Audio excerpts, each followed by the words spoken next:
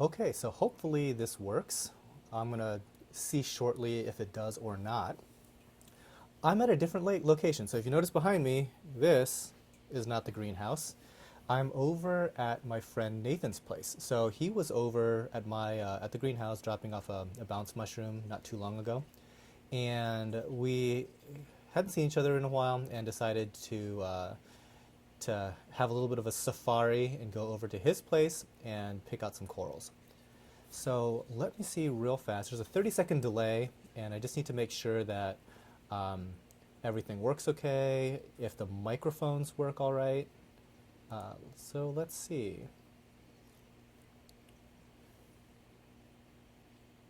Hopefully it's working. It says it is, so we shall see. Currently, looks like nobody's on just yet. Okay, it lies. It lies. It says there's nobody here, and then there's somebody here. It's saying that there's. Yeah. I'm looking on my phone here. I'm not. Oh, there's people. If you can, see. Oh, dude, there's tons of people. Okay, so like on my YouTube interface, it's like well, 2 people watching, nobody's here, or actually it was like 0 people are here. I'm thinking, am I just talking to myself? This is weird. But nope, there's a bunch of people. What is up? What is up, everyone? Yeah, so this is, microphone is low and coming out of the left speaker. Okay. Is that because I'm on the right? Because he's on the right. So Dan Lee, okay, I'll turn up the speaker. So here's the thing. It's low possibly because I talk lower and he talks higher. So I'm dialing up the volume here. So let me know if that's better. And just let me know if it needs to go up or down. We'll radio down to the production trailer and let them know to. Yeah. This is a very advanced production we have going on here. Okay, so like I said, I'm over at Nathan's place, and people always ask me, where do I get my corals? Well, we get it from a number of different places. We get it from like importers occasionally, but oftentimes we go and shop from individual hobbyists that have particular corals that we're looking for. And so, as I mentioned a little while ago, Nathan had brought over a bounce mushroom, which is almost completely dead right now. That's a story for another time. But I'm over at his place, and I'm here to pillage his reef. Now, this show's a little bit different in that I'm not selling anything. The actual live show is going to be in a week or so. So it's going to be next Sunday, the 18th. So if you're looking for the actual live show to purchase corals, that'll be the day. This is kind of an interesting departure in that I'm the one that's going to be doing the shopping. So I'm here with Nathan, as I mentioned, and he's going to be moving the camera around, and we're just going to be taking a look at a bunch of different stuff. If you have questions about his system, it's right here, so we can point the camera at different things, take a look around. Let's see. Other guy in the right speaker sounds good. It's because he's loud. I'm just naturally loud. Just Yeah. wait till I laugh. It is kind of weird that it is really loud though, compared Mine to is? yeah, like his is like really loud. Oh well.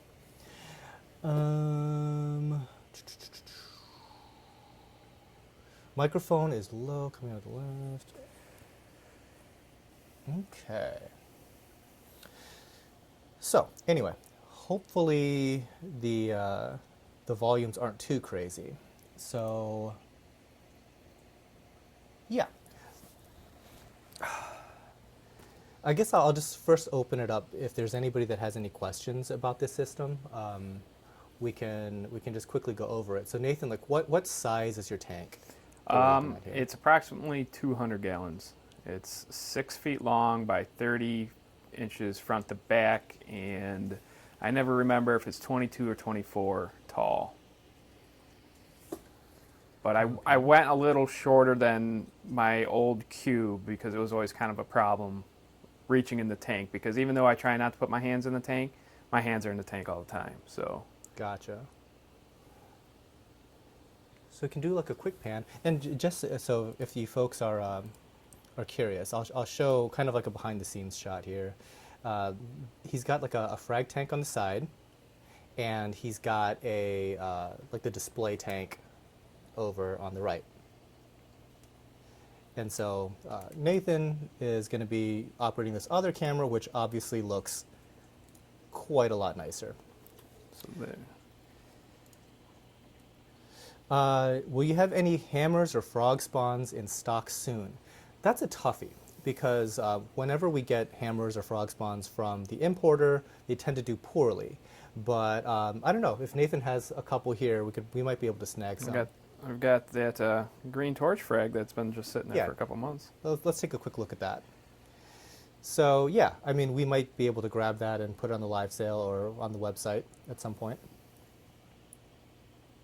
I do have a hammer in the frag tank that I think it's been trying to sting things. So maybe I can cut a branch off of that. It's a kind of a golden hammer. Yeah, Euphilia are kind of finicky when they go through the importing process. So I try as best as possible to get those from hobbyists. The only problem is, we don't obviously go, shopping in people's homes that often. And, we don't check like Craigslist and stuff like that all that often either. But that's really the best place to get this stuff because when you get it directly from the ocean, I've just noticed that they tend to do somewhat poorly. And, it's an expensive coral to begin with. And I mean, I remember one time, like some guy that was importing like a bunch, he said, I could sell you like 100 heads of this stuff. And I'm like, I don't want any of that because all of that's going to be dead. Will you get any bubble tip anemones soon? There should be a couple, but the rose bubble tips are the things that I'm waiting for. Yeah, somebody said, that bounce though. Yeah, there's a few different bounce mushrooms that he's got. If you want to like swing around and take a peek at that, you can just go real close if you want. Just move the whole thing. Hang on for the ride. Yeah. Hopefully you guys don't get too motion sick. But yeah, a bunch of different types of bounces here. So what are we looking at? Because those are not the same kind that I've got. So the orange one has been known as the reef koi bounce, and I think I've been seeing it also called maybe the sun-kissed bounce, but that's the one on the left, and the one on the right has been commonly called the biohazard bounce. Okay. And obviously they've both been recently fragged because I think that's part of your shopping today. Okay, I think I figured out the volume issue.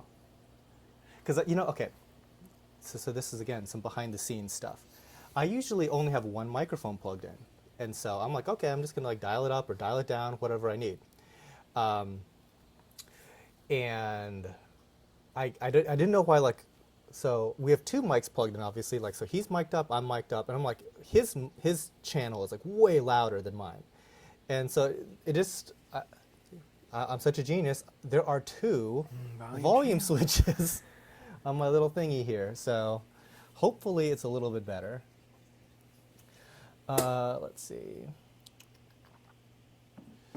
I have a 5-foot tank, 5-foot tank with a height of 2 feet. What watt light should it be kept to maintain corals? Do you have any thoughts on that? 5-foot tank, 2 feet deep, probably 120. Oh, metal halides? You think? Or what did you say? What do you mean 120 watts? No, 120 gallons probably. Oh, how big is it? I'm missing the question. You missed the question. I'm totally entirely. confused. It's a 5-foot long tank, and 2 feet height and width. 2 feet height and width and 5 feet. It's asking what watt of light should be kept to maintain. like coral. what kind of lighting for a tank? That's about a 120. LED or T5 for the metal halide? Yeah, basically LED or T5, blah blah blah. It depends. It depends on the type of lighting when you're talking about wattage. Yeah. You might need to focus a little bit if you look at the green one. I was So the actually autofocus thing there, it has to be in the middle of the frame, just so you know. So if you point it at something else. All right, I'm gonna move. Oh, I hit the stand. It causes some vibration.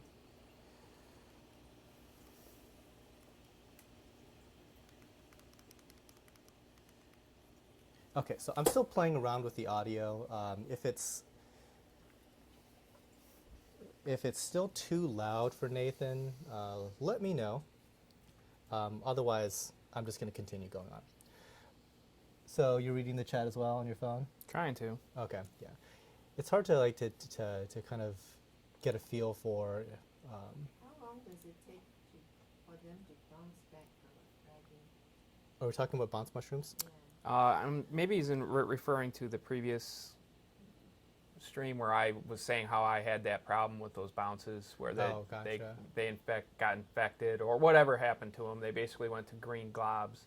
I think that it was probably a 3-month process from when they were the worst looking to when they were easily identifiable as bounces again.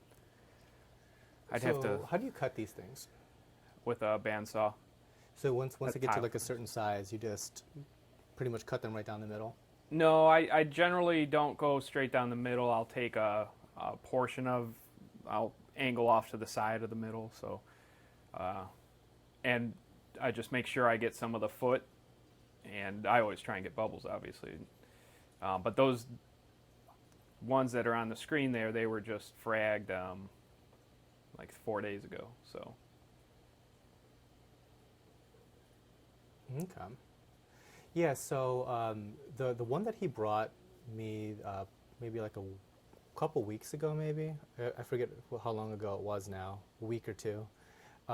What had happened was it started to split on its own, and I'm thinking, cool, it's starting to split on its own. But every single time it splits, one of the two just kind of gets all kind of infected and dies off. And so it split, and then it split again. And so there's like now 3, but the 2 smaller pieces are starting to die. And now like the small bit that's remaining is also starting to split. So I'm thinking, it's not so much as splitting, it's just kind of just tearing apart. So hopefully mine makes a recovery, but they are really little right now. But yeah, so I'll be getting a couple of those frags that you're seeing there, for sure. That's one of the reasons why I came over. Do you want to point the camera at your frag tank momentarily? Sure.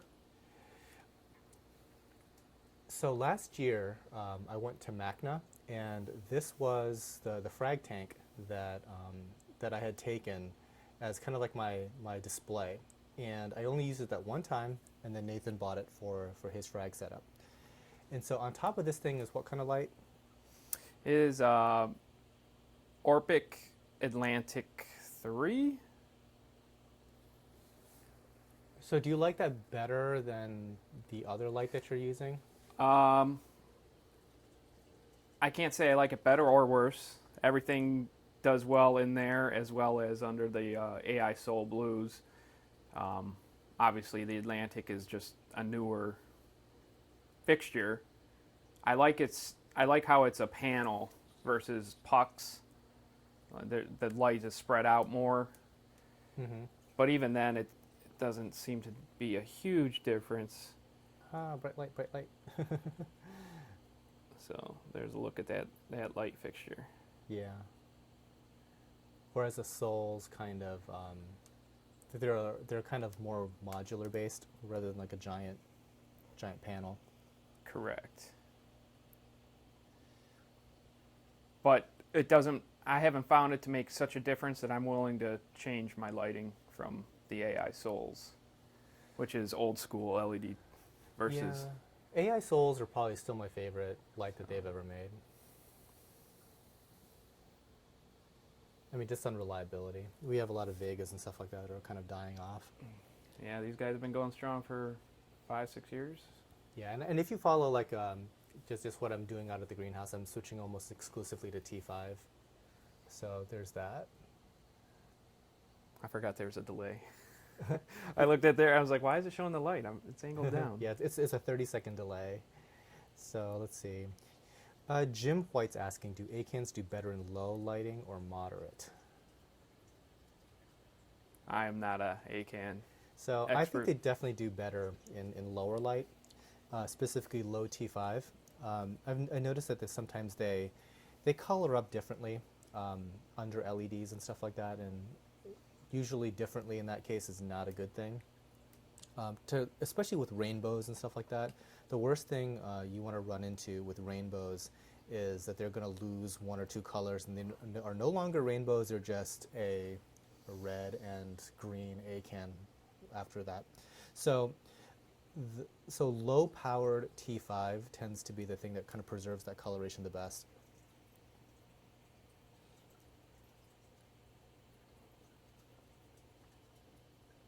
What are your thoughts on dosing, automatic versus manual?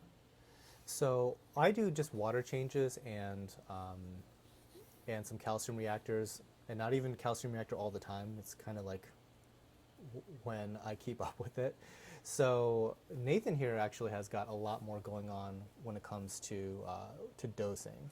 Yeah, I have right under this frag tank, there's 2 5-gallon buckets, one with alk solution and the other one with calcium solution. And the pumps that dose it are controlled by the Apex. So I couldn't manually do it. I would not keep up. Plus, it would be, even if I dosed once or twice a day, it would be a significant amount to probably spiking alkalinity or calcium because of how much gets soaked up. So, Do you ever get worried about like a dosing pump getting stuck on or something like that and just draining an entire thing of, let's say, calcium into the tank in like an hour? the calcium wouldn't be the bad part. If it did the alk, that would be the scary thing. But Okay, so why would you say that? because I think an alk spike is more disruptive in terms of what it could do to the corals than the calcium. In fact, I think calcium would at some point precipitate out pretty regularly, where alk's going to spike your pH and your alk, which I think Just fries stuff? yes, More so than absolutely. calcium does? Yeah, Okay. I'm always trying to maintain the alkalinity levels between 8 and 8.5, and if you can tell if there's been a swing for one reason or another, you can tell things just aren't happy. If it were to go from 8 to 9.5 or 10 in one day, that would be trouble. Okay, and you're not worried about... I'm not dosing? worried. No, it's been so long. It had, of everything that's happened, that hasn't. So, I guess I'm just trusting that it won't. So Rico's Reef is asking, what about magnesium? I mix 50 gallons of water at a time in a drum, and I will add Kent Tech M to that 50-gallon drum to boost the magnesium in that. And then I have auto water change, which changes around 7 to 8 gallons a day, and so that's helping incrementally dose the magnesium as well. So. Okay. I would really like to set up a system similar that does automatic water changes out at my greenhouse. I literally just ran out of floor space, and that's kind of the thing that's preventing me from doing so. Is, you know, for the size of water changes that we do, it would be you know, something that we would need maybe like a 500 to 1,000 gallon container, and there's just not enough room on like inside the greenhouse for that. So I'm looking at different options, but I definitely like the idea of just having water being changed out all the time, just because it has like this baseline stability. And because sometimes, you know, a certain system in our greenhouse, for example, will just get neglected, and it'll be like a month or two before it's gotten a water change. And it's like water changes are so easy, but at the same time, there's just so much other stuff going on. With an automatic water change system, it's like, regardless of whether you plan it out, it's gonna happen. So it's kind of nice in that sense. One of my favorite inverts is out, and it's a limpet, and he's like Voldemort when he's the black cloaky through the woods in Harry Potter. I can't see it. What's it look like? It's Is it the black thing? yes.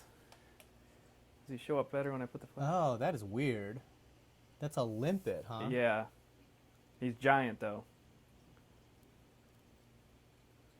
Got a couple smaller ones in there, and hopefully they start reproducing. But No, that is very curious. So that's like a snail type thing? yeah, it's one of the limpets where like he can expose his back, the mantle, like a keyhole limpet. I don't think it's a keyhole limpet, but you know how those the flesh can divide back there. That's what he is. Okay, yeah, that's very weird. He helps keep the tank clean. And so they actually do a job then. Yes. For instance, here's a smaller one that's out right now too. He is. Oh yeah, I see that another little dark guy. Yeah, he's got his. That is so weird. His back is exposed. That's open. Huh. So, anyways, Voldemort was out. Voldemort. Polyps, the blue polyps are out on that. Oh yeah, the white polyps are coming out of the sea whip. Yeah. Yeah, I want to talk about that for just a moment. How Yeah. long have you had that? Since late October, and I think that's commonly called a sea whip, and it's non-photosynthetic. And I decided I had a couple other non-photosynthetic corals in here doing all right, so I kind of feed heavy and broadcast feed this tank. So I figured I'd give it a shot. So far so good. Those white polyps come in and out, and when they're all out, it's kind of cool. It looks like a snow-covered tree. The one thing I was telling Than earlier about was it seems to get a film or something grows over the outside of its flesh, and every 3 or 4 days I need to take a turkey baster and kind of blast it off, and then it's perfectly fine afterwards. And I don't know if it's something that grows on it or if it's kind of like a molting of its own skin, because the way it blows off sometimes it's kind of like a snake skin look to it, where it's yeah. kind of connected, and I don't know. So, but it's grown a little bit, and it's kind of encrusting at its base a little. So I think it's. That's a good sign, because usually whenever I've had something like that, it does poorly, just because of the non-photosynthetic nature of it. I think a lot of times people really underestimate just how much feeding is necessary. Mm-hmm. Actually, real quick, are all these systems connected? Yes, this is all one system, because I Okay. will not ever maintain more than one system, unless I'm retired or my kids are big time into it. Gotcha. So we've got what looks like probably 500 gallons total. No, well, the sump's pretty big. I would say it's closer to 350, including the sump volume. Because I believe the frag tank's somewhere in the neighborhood of 80. This tank's in the 200 range. Okay. Do you run biopellets on any of your systems? Yeah, actually, let's Why take not? a look at this sump real quick. Crack it open. Crack it open as best we can. Get some lighting going on, maybe. Yeah. Yes, I do. I run biopellets. I don't know. Dan, you don't. I do correct? not. I've never run biopellets. I think running biopellets in your systems would be pretty crazy. I'm sure it could be done. So you can lower that guy. You can also tilt it down a bit as well. So.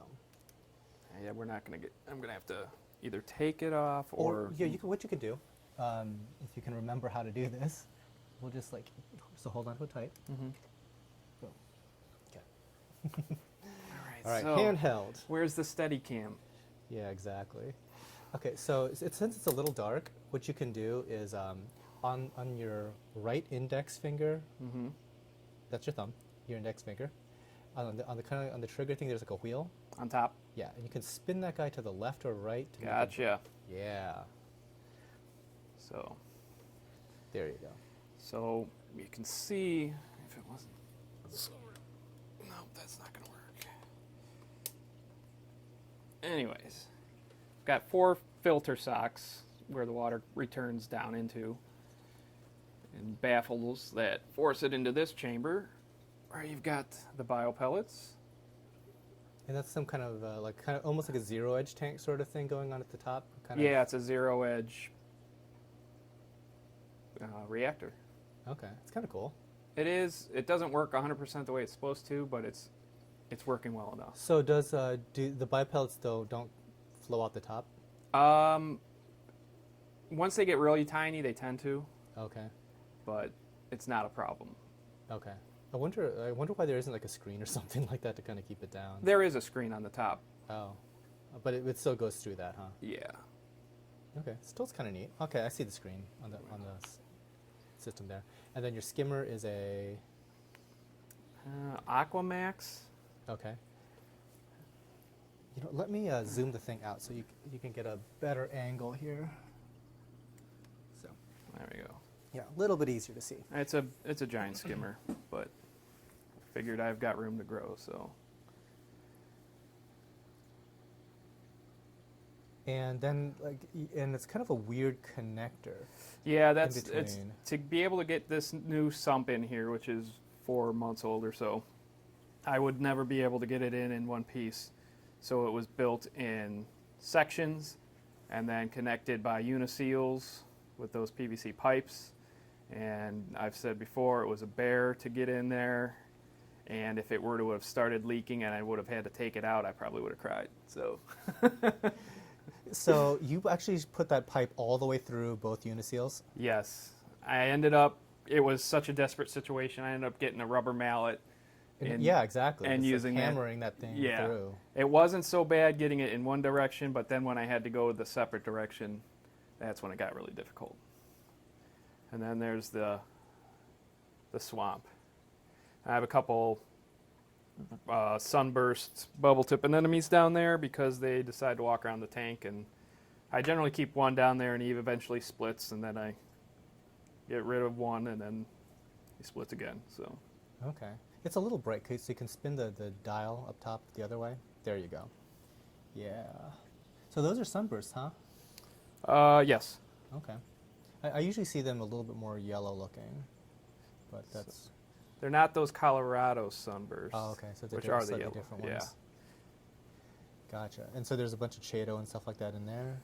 Yes. It's, Okay. Gross. yes, it's awesome, isn't it? Very gross.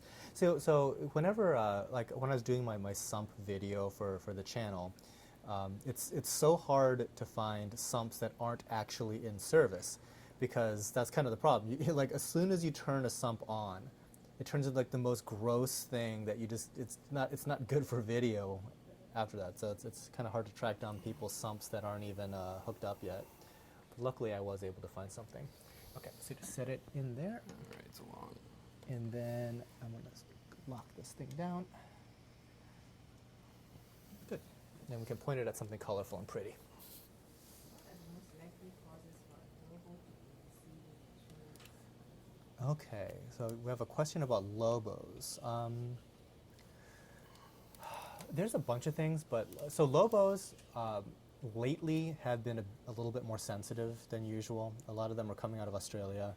And lobos and symphilia that come out of Australia don't have amazing track records for success. But likely it's a water chemistry issue. I would kind of pay attention to your nitrates and see if there's anything going on there. It's probably not anything other than water chemistry. But like I said, those corals in general are a little bit testy. The ones that are coming from like Indonesia and stuff, I think tend to do better than the ones in Australia. But yeah, it just kind of depends. Torch coral, the heads go off, spits from the skeleton. Is it because pH or iron magnesium? I'm not sure what's causing torch corals to split. It seems kind of random. The flesh is removing itself.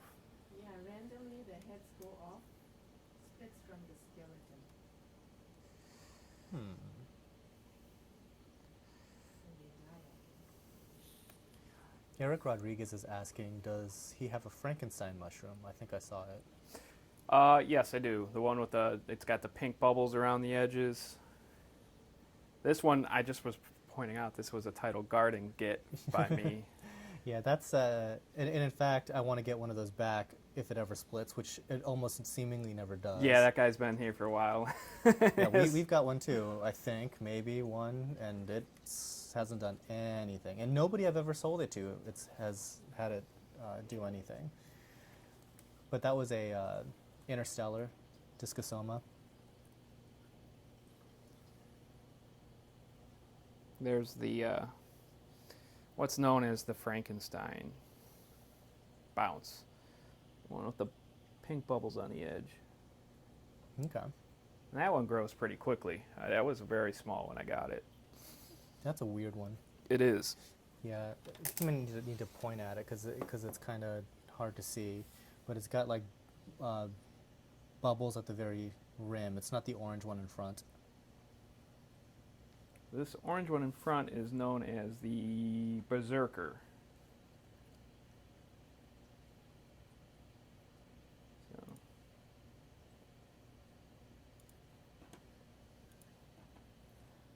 Do you have algae on your display tank or in the sump?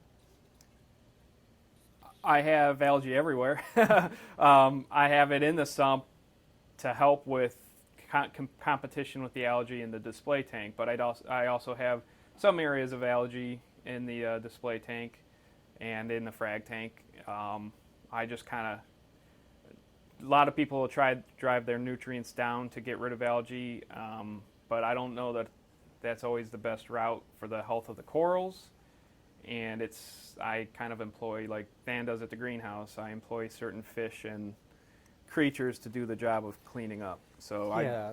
I have the blonde nasotang in the frag tank, and he's destroyed any bubble algae in there, which is great. And I think maybe the Achilles tang does that in my display tank. So I think I'm heading more towards like a more natural system rather than like a clinically clean laboratory-like system, because I've noticed that if a problem starts to happen in like a clinically clean system, it's completely out of control really quickly. So if you have some kind of like nuisance pest that invades somehow, it's completely unchecked.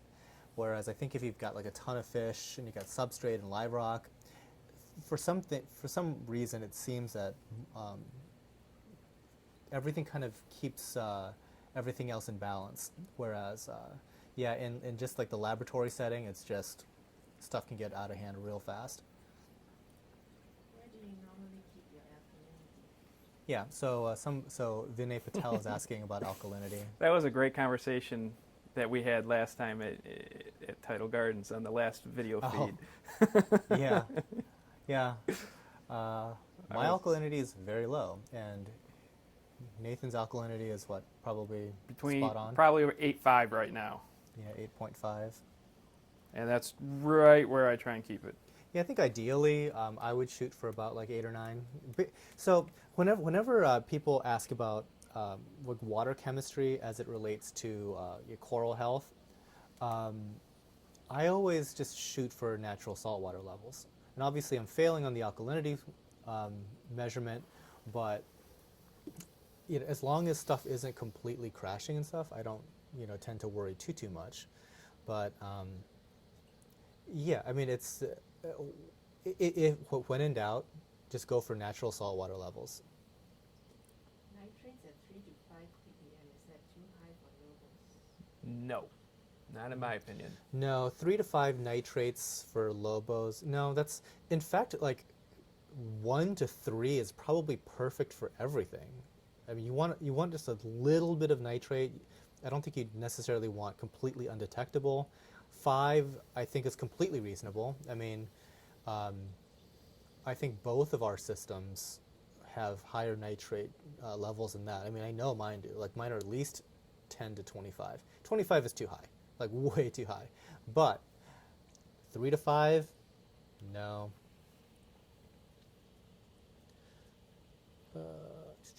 I've had a blasto for about 9 months. Got it as a friend. Haven't noticed any growth. Sometimes certain corals, they just need time in your tank to get growing. Sir Charles, when is the next Tidal Gardens live sale? It is going to be next Sunday on the 18th. Yes, I liked your little Grinch Photoshop job. Oh my gosh. So one of the guys that used to work at Tidal Gardens, he still does some online stuff because he had to move away. And he's coming through with some really good designs. There's other ones coming that I'm even more happy about. You're even more. So yeah, so if you wanted to get some updates, you can always join our mailing list. Pretty much the mailing list reminds people of when live sales are starting and stuff like that. Somebody a little while ago was asking about red algae. Do you have a good solution for red algae? I mean, for me, I always just did water changes and stuff. Like slime algae, Yeah, like or red like slime. this Like- red turf algae that I have that you can tell that I have no solution for right now. Which actually it doesn't bother me because it's actually pretty, and Is it pretty? I, in my eye, and It's that's all pretty that in Anna's matters. That would kind of freak me out if I had like red turf algae or turf algae of any kind. Turf algae worries me more than almost any other kind, except for maybe like brown wafer. Have you had that? That's no fun. Brown what? Brown wafer algae. Is it like an encrusting? Yeah. Yeah, I have some. It's there and over here. It's under this mushroom. Yeah. Something ate it though. Oh, interesting. Yeah, I do not like that stuff. What's that acro, the white one? That would have been 30 seconds ago, so I'm not sure which one. The tall branching one that's over this chalice. Possibly that one? Is that Yeah. a That's a Taraki? Taraki. It's kind of got a greenish blue to it. Do you have any cuttings of that in your frag tank? No, but as you can see, it's kind of out of control. And Okay. Sometimes like just cutting acros and just taking them home, I get mixed results. So I was kind of curious if you had some laying around. I do not currently. Because I've been guilty of turning my frag tank into a collection tank, and then there's no room for fragging things, or there's limited room. So, Gotcha. but I can always frag something, and then knowing that somebody's going to come pick it up or drop it off. And Right. So Paul Blaney, yes, that's a kind of a blue Acropora Taraki. Do you have any special recipe for feeding corals at coloration? Yeah, what do you feed your tank? I feed in the morning. I feed spirulina enriched brine shrimp and mysis shrimp and Sustainable Aquatics dry hatchery pellets, the small ones. And I mix that all up, and then I feed both tanks, and I take some of the fine juice, and I use a turkey baster in the frag tank to feed the chalices and some of the fabias, and the encrusting corals kind of seem to really like that. So that's mysis, spirulina enriched brine, and Sustainable Aquatics pellets. Yes, and then at night for dinner, the pellets again, another spirulina enriched brine, and either Larry's Reef Frenzy food or Rod's food. I alternate nights with that. I have both of them. Okay. And I do the same thing. I mix it, thaw it out, mix it up, get the big chunks out into the tanks, and then use the finer, foggy-ish water. And that's what I do with the chalices and stuff in the frag tank. And turkey base them again. I turn the flow pumps off when I feed. What is that blue wrasse with the green spots? Assuming it is the wrasse. That is a male blue star leopard wrasse. It started off as a very small female, and now he's a giant male. Because they. It looks like it's easily 7 inches. It's very large.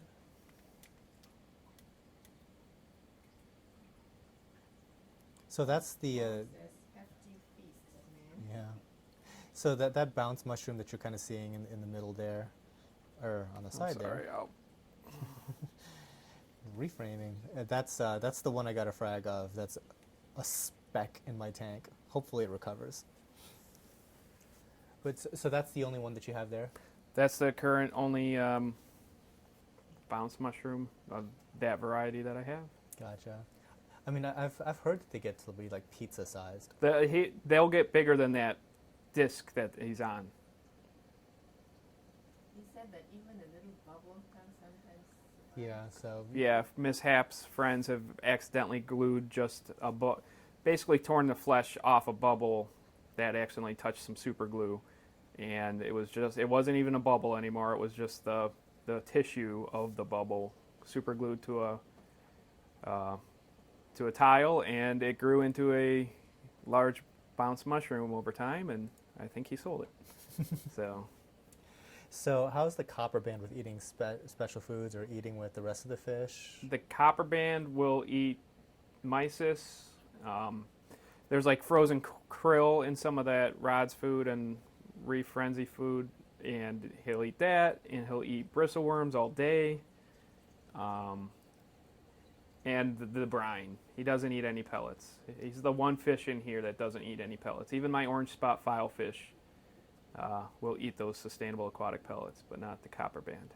Yeah, I think that one of the big keys to keeping copper bands is to have enough live rock as well. They tend to pick at little critters that are living in live rock quite a bit.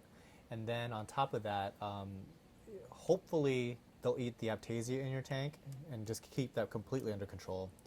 And then develop a taste for mysis. And I think that like long term, the combination of mysis plus having a lot of stuff going on in your live rock, that keeps them pretty fat and sustained. The one that I've had that's done the best is in a 300-gallon tub, like a big Rubbermaid stock tank that's just jam-packed with tons of live rock. And he's fat. I mean, just a completely fat fish. Eric Rodriguez, does he have any high-end zoos? Zoanthids. I have the hallucinations. What are those? Let me secure this camera.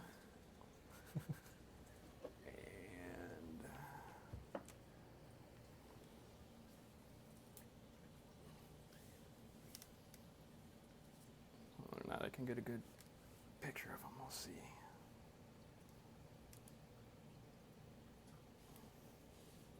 So we're taking a look to see some zoas. Is the copper band reef safe?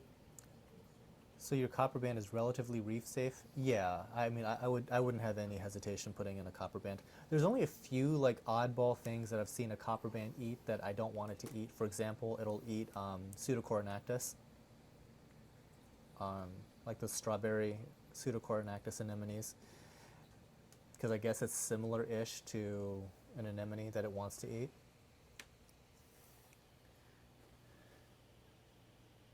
These are... As soon as you touch those things, they're going to shake. I know. Yeah, so, okay, so those are hallucinations, you said? Yeah, I think those are considered high-end.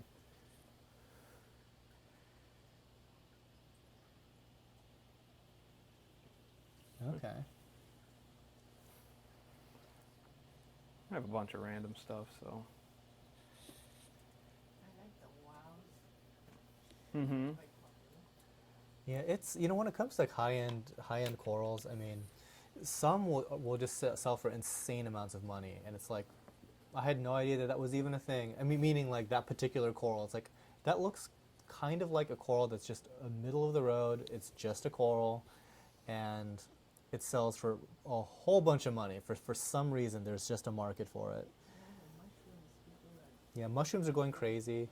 In the past, it was zoas, acros at different times. It's just there's always some stuff that's just crazy hot in the market. And I just let this group of pallies and zoas just take over that rack because they were just growing too fast to control. So go ahead and spin that dial on the top right, and that'll help. There we go. Yay.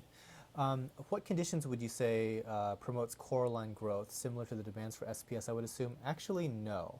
For coralline growth, usually the purple stuff that people want, it requires like low light. So oftentimes people are overdoing it with their lighting, and it's just frying their coralline. As far as calcium and alkalinity, yeah, it's going to be similar, but the lighting is a big deal.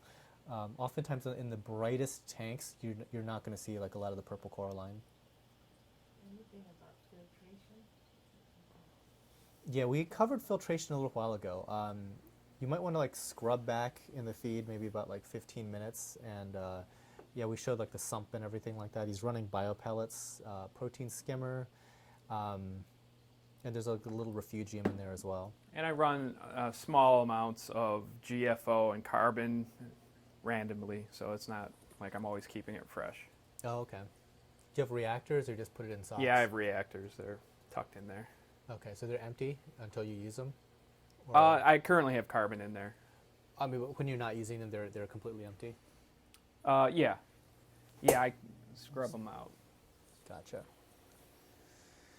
Dan, what camera do you use for close-ups on the corals? It is a Canon C100, which on Black Friday, you could have gotten one for $1,800, which is insanely cheap because Cheap. they were $5,500. Everything's relative.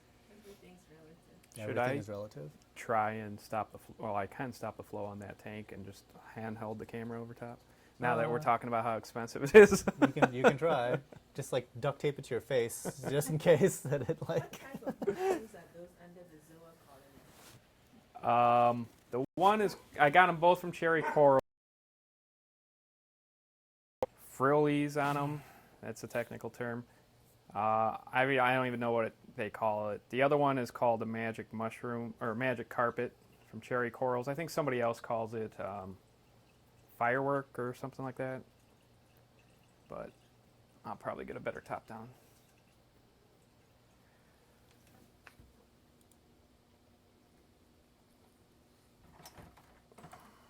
Everybody's drooling over your corals.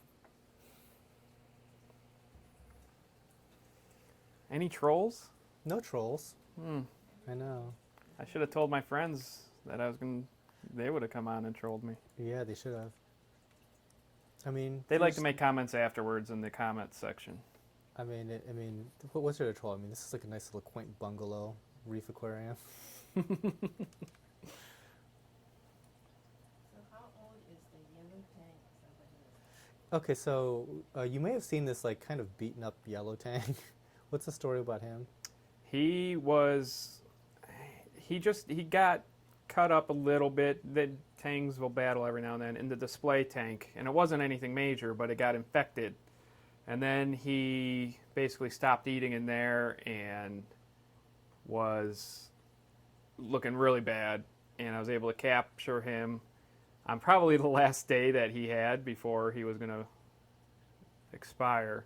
And I brought him into this tank and kind of brought him back. The infection kind of carried on for a little while and really got his fins. But now he's fat again and healthy and is recovering. But I don't know if his fins will ever totally grow back. But It would surprise me if they didn't grow back. there's signs that they're coming back better, but I think he's going to have some permanent scarring. So, anyways, trying to. So Krishna's asking, what temperature do you maintain? I think I keep it between 77.3 and 77.8. That's what it's programmed. Yeah. Not at the greenhouse. No. Yeah, that was another good conversation we had last time. Yeah, mine is anywhere from 72 to 77, and it'll do that. It'll change that in a day. No doubt.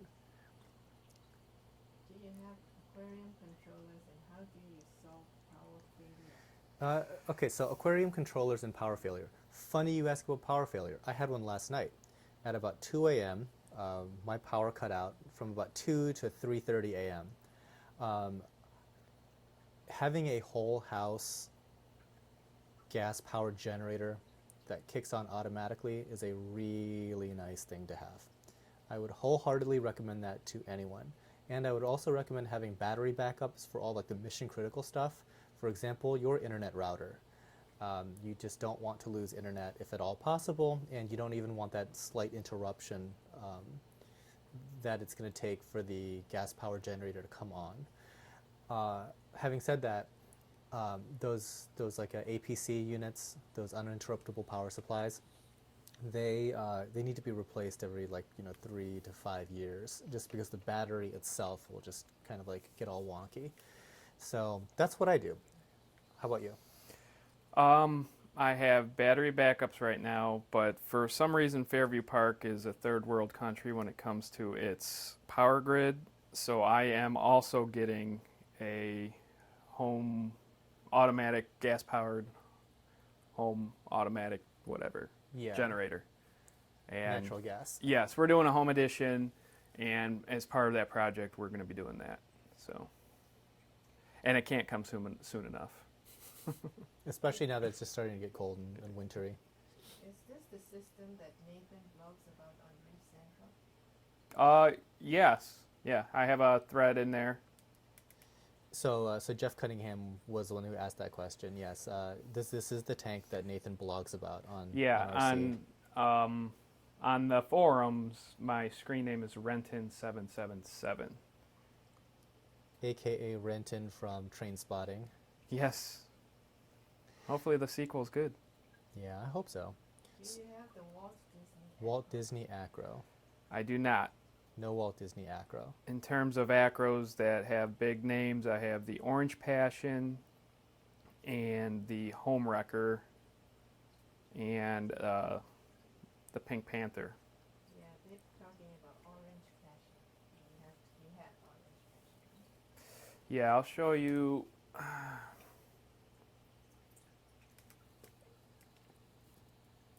What lights are in the tanks? The light you're looking at right now is a Orphic Atlantic. Orphic Atlantic, and the other ones are Soul Blues. In other words, all LEDs.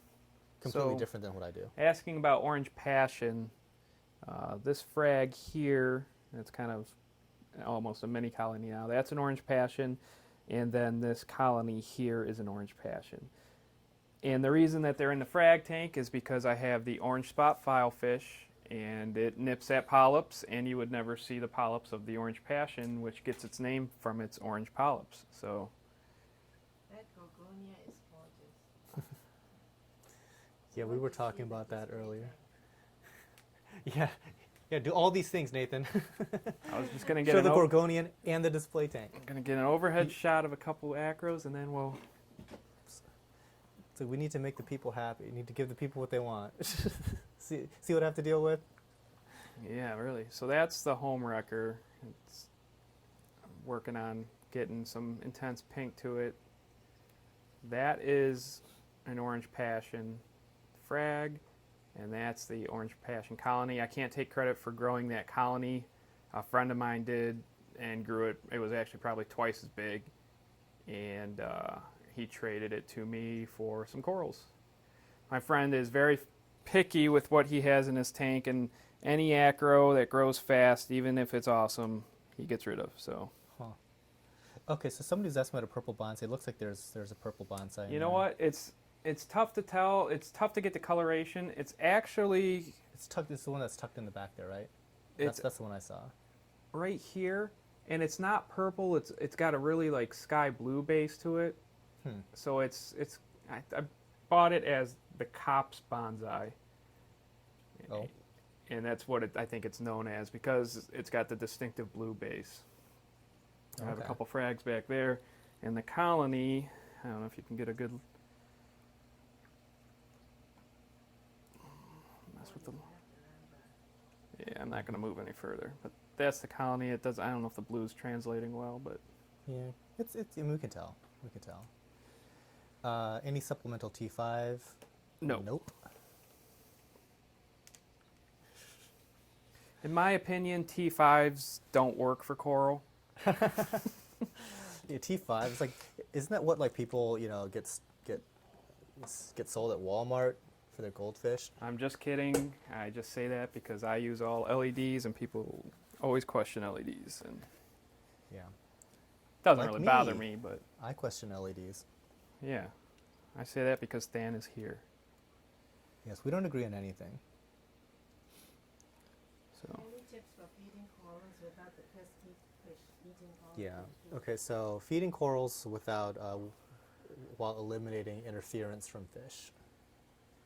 it depends on what kind of corals you're feeding. Like a lot of the corals, and I actually kind of learned it from watching your videos, Stan, is that a lot of them have that mucus coating, and they seem to catch. That's why I dust the juice from the food.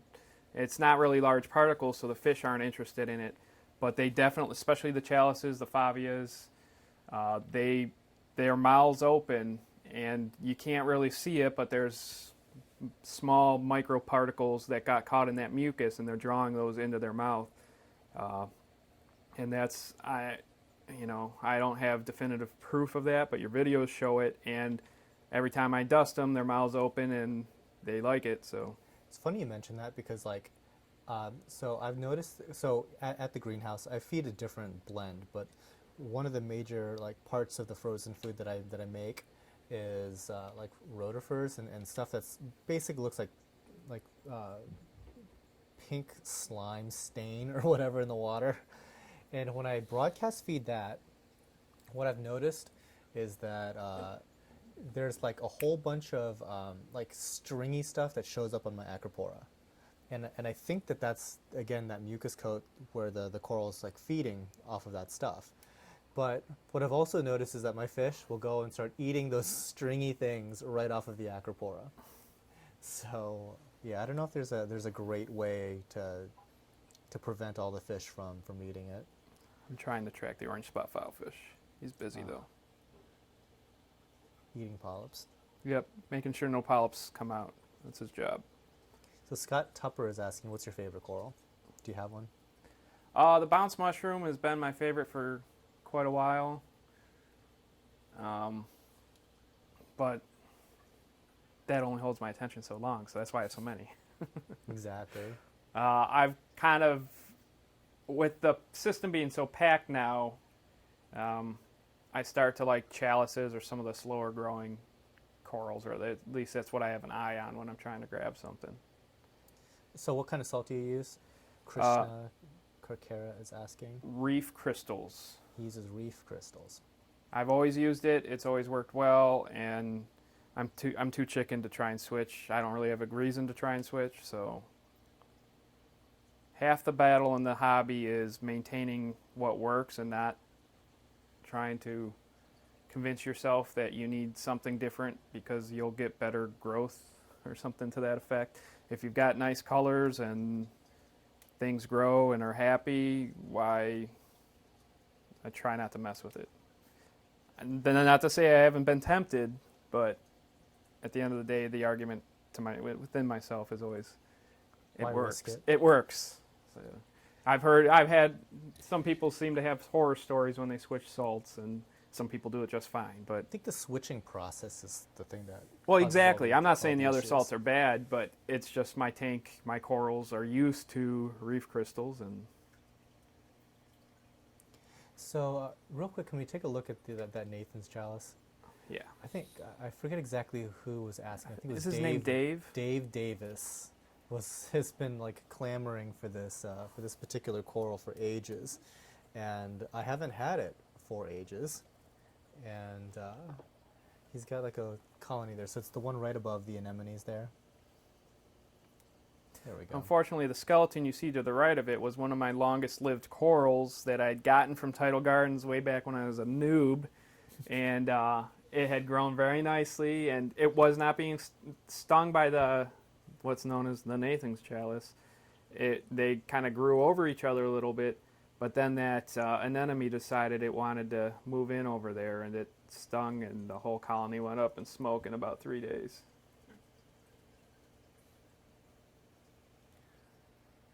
So there were some bright red zoas that might have shown up earlier. Did you see those? Someone's asking. Oh, maybe behind the Duncan, Yeah. possibly? Yeah, I don't need that colony anymore. What is it? I think they're called goochters. Oh, okay. You're trying to get rid of it? Yeah, I have some of them up top, and Oh yeah, I see it up there they're too. kind of they're just They're they're in the back way. there, and you can hardly see them back there. So I wouldn't mind having that open spot back there. Hey, we are all about helping you thin out your tank today. So okay, so for the folks that are coming in a little bit late, I'm over here at Nathan's house taking a look at his tank, and we are going to be purchasing some corals from him after this live show. We tried to get a lot of stuff from local hobbyists that have really nice aquariums and really nice corals. We don't obviously we get a lot of stuff from importers, but we also try to support propagation, and what better way than to actually purchase it from people that are successfully propagating in their homes. So anyway, he's got like a great aquarium. It's one of the best I've seen, and he's got like a lot of nice choice pieces. And so if he's looking to thin some stuff out, we are definitely all about grabbing some of that stuff and giving him some room and giving us some cool stuff to propagate ourselves. There's going to be a couple more bounce mushrooms that we're going to pick up. The one that we got a couple weeks ago, unfortunately, isn't doing that well. Hopefully it comes back.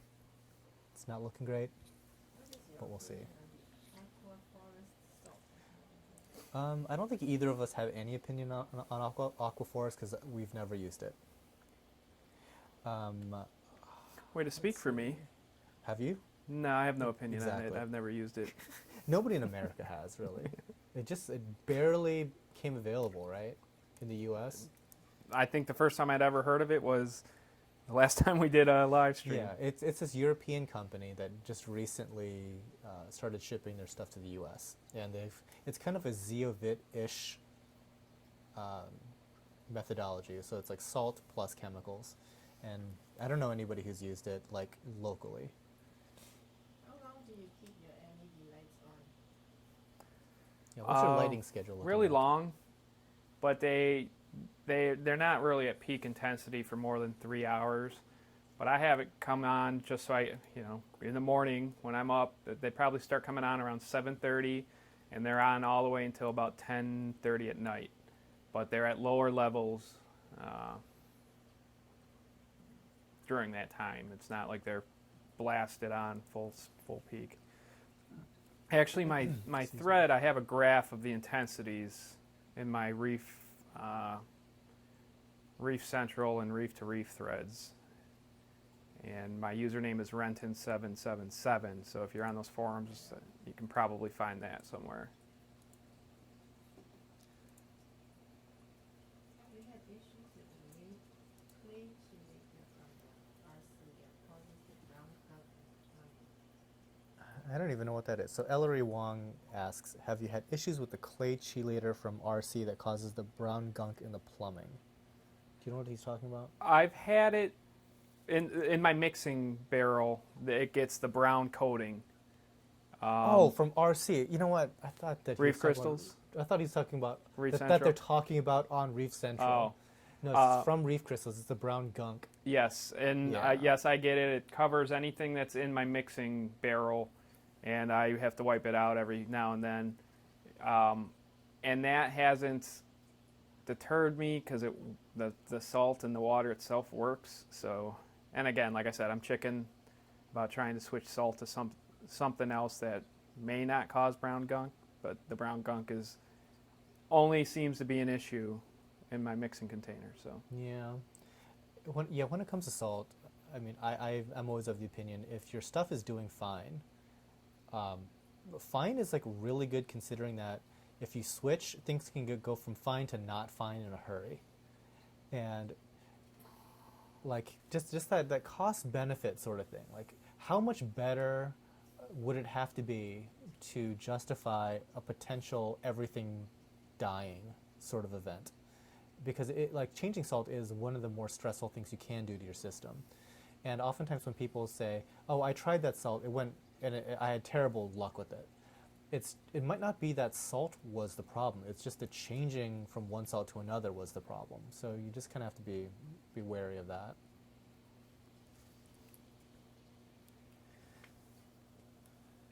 You have a hawkfish. Somebody was asking about a hawkfish. Do you have a hawkfish? I do not have a hawkfish. Nope, no hawkfish. I think if large enough hawkfish can eat shrimp, and my kids love the shrimp in the tank, so How many it'd be a shrimp do cruel you have? life lesson. Maybe I should.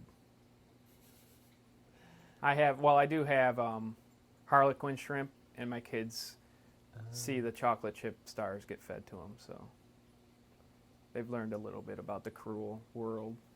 You guys don't use screen on top of the tank, right? My frag tank does not have a screen. My display tank does have a screen. So, how do you make room for the intake and output on a screen if you have one? You For can lighting, you mean? for the plumbing. I'll show you. Oh. Oh, am I zooming in or out? So dizzy. So you can build the screen around. I didn't clean the top of my aquarium, so it's kind of grody. See, I have screens on here to keep fish from jumping out, yet my flame wrasse still jumped out. And I had one of those really small juvenile ruby red dragonettes, and I found it right in the middle of the screen, right about there. Somehow she had jumped. She was small enough, I guess, to get through those tiny squares, and there was beef jerky or fish jerky. Terrible. That was back when they were small. Puppy wants attention. My dogs don't let anybody get close to the house. They even imagining people, and they bark at nothing. We also have deer, possum, skunks, and cats that all venture through our yard. So Oh, so the dogs are on constant patrol. yes, the dogs are paranoid, which I guess isn't a bad thing. What is the white yellow nose fish with spots? Spotted fish, white, yellow nose. Is it the Oh, it could be the orange spot file fish? Orange spot file, yeah. Where is he? It's on the left. Oh, yeah. So, Than, when are you going to be broadcasting in virtual reality? I'm thinking about it by buying an HTC Vive. You know, I'm really interested in VR. Like really, really, really interested in VR. I just built a new computer that is capable of handling the Vive. With that GTX 1070, so close. I thought about it, but like, so I just don't think the content is there for it yet. You know? One of my friends works at a video game developer, and they created a game for VR called I Hope You Die, I think. It's called I Hope You Die. Yes, it's taken from the James Bond line. Basically, you're in virtual reality in certain situations like puzzles, and you have to figure out how to get out of that death trap, essentially, using the tools and whatever's around. Like you might be, I don't know the very specifics, but you might be like trapped in a car and need to get out. I think the freak out potential that VR offers. Well, the horror movies, the zombie games. Yeah, no thanks. Because I see people like you know, they wear this, you know, the headset, and they're on a roller coaster and they're freaking out already, and then somebody pushes them from behind, and they just lose all motor coordination on their way down. Have you seen the video's gone viral, but the guy's climbing up like a tree in a demo in the mall? And he leans forward a little bit too much, and he doesn't brace himself when he's falling because he just doesn't know he's falling, and then he just slams onto the ground. I mean, it'd be great to have friends over trying out your VR for the first time. Oh And my God, I would end up punching somebody by total accident. Somebody's gonna get swung on it. like a zombie shooting game where they jump out from behind you and stuff. Oh my goodness. Have your friends there to grab your shoulders at random times. Yeah, that wouldn't be okay. But I'm really curious. So if you do get an HTC Vive or an Oculus, We could have a sleepover. yeah, I'm totally coming over. Totally coming over. Like, okay, let's do this. Amber, Than's sleeping over tonight. We're gonna play video games. Yeah, because your wife likes me so much already. She With likes my- the hobby so with much. with my support of your Yeah, hobby. anyone. Yeah, just wait till they come home. She's gonna blare the music and. It's like it's time to go. Like show's over. Dan, do you feel unwelcomed? Because I'm trying to make it that way. Do you plan on adding more fish to your display tent? Yeah. Any new fish coming up? There's a few fish that I would like to get. The feminist wrasse. I'd like to get a male, female of those, but they're expensive, obviously.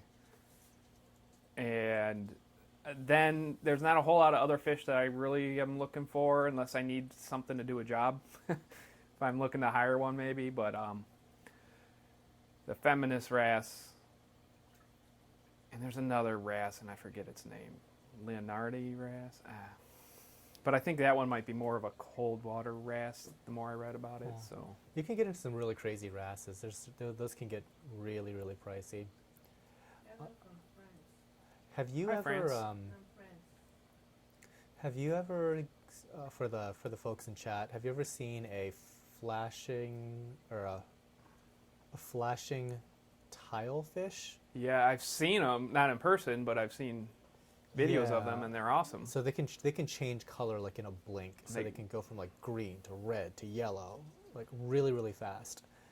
And they are, I guess, expert jumpers. So they'll always jump out of your tank. Yeah, They're a no, couple $100 a piece, and supposedly you have to keep schools of them. So like at least a dozen. But they're really cool, and yeah, just to see them all just change color constantly is kind of Oh, neat. what did he just pick up and drop? What do you think about mangroves?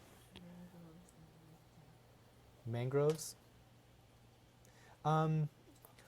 I've never, ever, ever in my whole life owned a mangrove, but I'm kind of curious too, just because like out of the greenhouse, for example, I can literally just grow a tree inside That would be, out of one of my 300-gallon tanks. yeah, no well, problem. You have a perfect setup to do that. Actually, that would.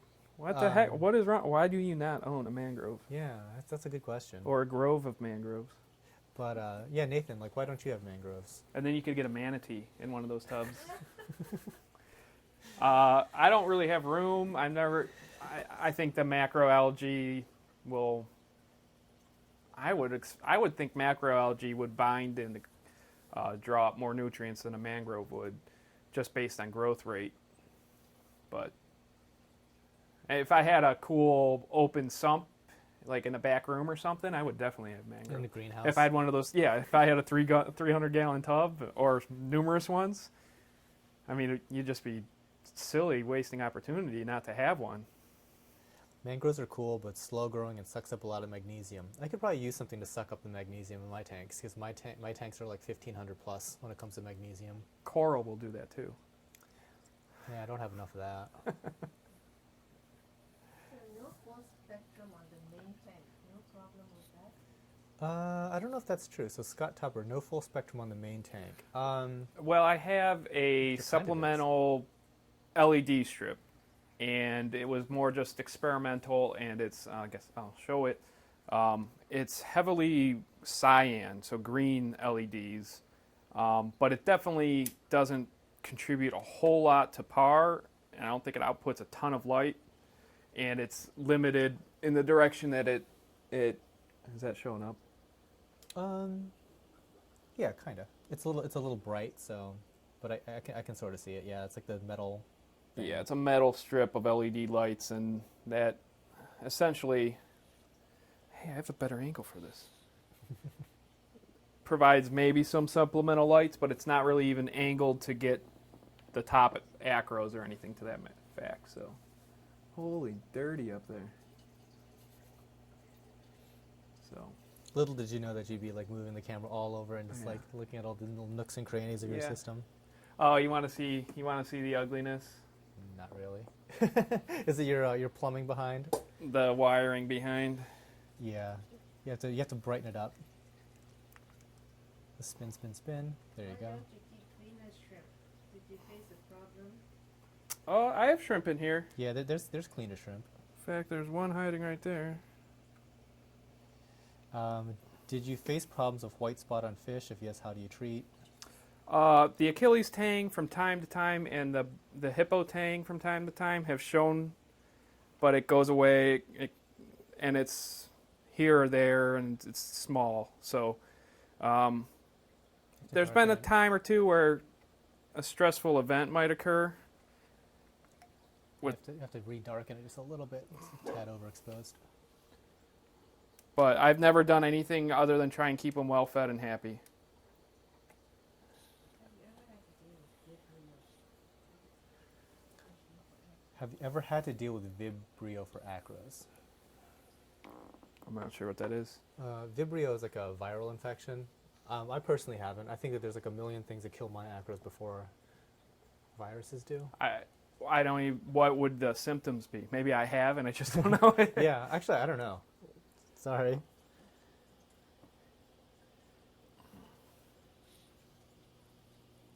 How do you manage water changes in your greenhouse tanks? We have what's basically a maintenance tub that's 150 gallons. We drain it out entirely and fill it back up with salt water, mix it there, and then we turn everything back on. That is not a very elegant way to do water changes, but it's kind of how we do it. Ideally, I'd like to have like a continuous water change system, all based on dosing pumps and stuff. Sudden bleaching is what he says for Vibrio. It's tough to say. I've never actually had sudden bleaching. If it's more of the tissue just disappears and there's no RTN. tissue to bleach. Oh, we do have some, We don't usually have sudden bleaching, just sudden everything's dead, which is like RTN more than anything. Yeah, I've had some RTN, but We have stuff that will just eat an acro. God, overnight. who's doing the camera? Do you dose 2-part? He does, I don't. Yeah, mine's continuous throughout the day, probably 15 times a day using a dosing pump programmed by the Apex. I have a small parrotfish. Is he going to eat corals? Yeah, probably. Don't parrotfish get giant? And parrotfish get giant. How often do I do water changes? Not frequently enough. Probably once every 3 weeks per tank. Nice acros. I like that blue one. What's the name of this big blue guy that we're looking at? Its name is the Ultimate Stag, and its newer growth coralites have like a bright green rim on them. But that goes away, at least for me, as that growth matures. So I want to kind of trim him down, but he's also like just a giant staghorn, which looks pretty cool. So I do continuously trim it, but Dan, what kind of salt do you use at the greenhouse? We use Omega C. No great reason to, other than that we like it and it's cheap and it's very convenient to order large quantities. Do you guys know any marine biologist teachers? My major is marine biology. However, the school I'm attending at the moment doesn't offer marine biology, only biology. The only one that I actually know is in Okinawa, Japan. And I've spoken to him like maybe twice. Who do I know in Florida? No, I don't know anybody.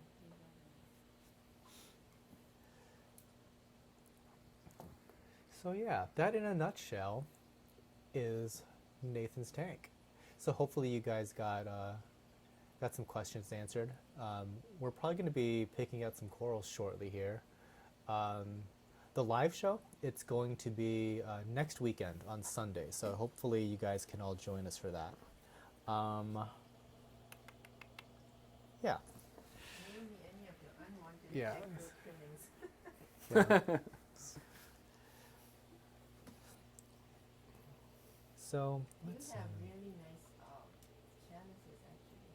You didn't see too many. yeah, they were in the frag tank. There was Favias and chalices, and then my little Favia stash back here on the side. I was neglectful of that purple one and let sand bury this one side of it. And Can you keep fire shrimp and cleaner shrimp with a pair of coral banded shrimp? fire shrimp, cleaner shrimp with a pair of coral banded. I have them all in this tank, so You yes. have coral banded as well? Yeah, he's usually in the middle somewhere. But Huh. yeah, he's in there. Aren't they like kind of aggressive towards other shrimp? They stay out of his way, and they're still here, so Huh. yeah, he's up underneath over there. Okay. Yeah, see, I've never kept a coral banded. Maybe long ago back in college, but not really. And I think that fire shrimp and cleaner shrimp are fine together. Yeah, the fire shrimp kind of stay on the left side of my tank. The banded coral shrimp goes anywhere, but is often in the center, and then the cleaner shrimp are in the back right, I should say. They all come out for food, though, so. Gotcha. Well, cool. So, thanks again, Nathan, for showing us around. Wait, actually, before we go off here, is that what is like a rhizo something? the non-photosynthetic thing that looks like a dendrophilia. Right in the middle here, Yeah. kind of closed up. I bought it as a fathead dendro. A fat head dendro. I think that is Yeah. like the rhizo something. Yeah, he's. Somebody was asking about that. I was asking about the big ones that the are like really big ones. yeah, that Okay. are like a fist size. Okay. Somebody wanted to know LED what per gallon. There really isn't a thing when you're talking about LED watts per gallon. Well, you can always dial them up and down, and almost nobody has LEDs on 100%. I mean, like, what are your LEDs at right now, roughly? I think the soles over the big tank might peak at 90, and the Orpik here somewhere in the for the blues and the whites somewhere in the 80s. But I think like there's ultraviolet and then there's reds, and those are much lower peaks. Yeah. Like, I don't have any scientific reason why, just what seemed to work. and what looks good, really. I think that's what kind Yeah. of comes down to. Yeah, in the evening my tanks are all the royal blue kind of look, and some people love it, some people hate it. But Yeah, I mean, I think that more than anything, I would keep an eye on the actual like par values that you're getting.